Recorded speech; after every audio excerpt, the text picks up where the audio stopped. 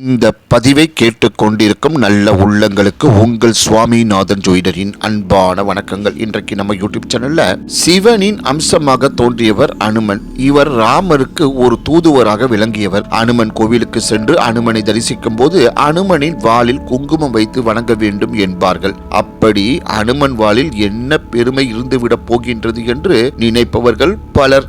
அனுமன் வாளில் உள்ள பெருமைகளையும் அதன் வழிபாடு முறைகளையும் பற்றி தான் இந்த பதிவின் மூலம் தெரிந்து கொள்ள போகின்றோம். மக்களே, அதற்கு முன்னாடி நம்ம யூடியூப் சேனலை யாரெல்லாம் சப்ஸ்கிரைப் பண்ணுங்க, ஷேர் பண்ணுங்க, லைக் பண்ணுங்க. இப்ப பதிவுக்குள்ள போயிடலாம். சூரியனிடம் பாடம் கற்று அனுமன் சூரியனை வலம் வந்த போது மற்ற கிரகங்கள் அனைத்தும் சூரியனுடன் அனுமனையும் சேர்த்து வலம் வந்தன.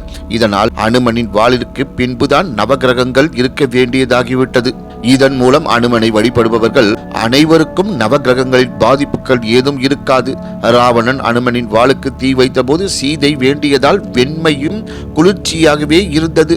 நெருப்பினால் ஏற்படும் காயங்களிலிருந்து குணமடைய அனுமனை வழிபடலாம். ராவணனின் சபையில் அனுமன் தன் வாளால் ஏற்படுத்திய சிம்மாசனத்தில் அமர்ந்து பேசி ராவணின் கர்வத்தை அடக்கினார். இதன் மூலம் அனுமனின் வாளுக்கு தனி பெருமை கிடைத்தது. அனுமனின் வாளில் நவகிரகங்கள் இருப்பதாக கருதப்படுவதால் ஆஞ்சநேயரின் வாளில் நுனியில் சந்தன குங்குமம் இட்டு 48 நாட்கள் தொடர்ந்து வழிபட்டு வந்தால் நவகிரகங்கள் அனைத்தையும் முழுமையாக வழிபட்டதற்கு சமமாகும். இந்த வழிபாடு நவகிரக வழிபாட்டை விட மேலானதாக கருதப்படுகின்றது. அனுமன் வாளை தொட்டு வழிபடுபவர்களுக்கு அவர்கள் நினைத்தவை அனைத்தும் நிறைவேறும். திருமணமாகாத பெண்கள் ஆஞ்சநேயருக்கான வாள் வழிபாடு செய்தால் இறைவி பார்வதி தேவியின் அருளால் விரைவில் திருமணம் நடக்கப்பெறும் என்று கூறி இந்த சிறப்பான ஆன்மீக பதிவு நிறைவு செய்கிறேன். நன்றி, வணக்கம், வாழ்க வளமுடன்.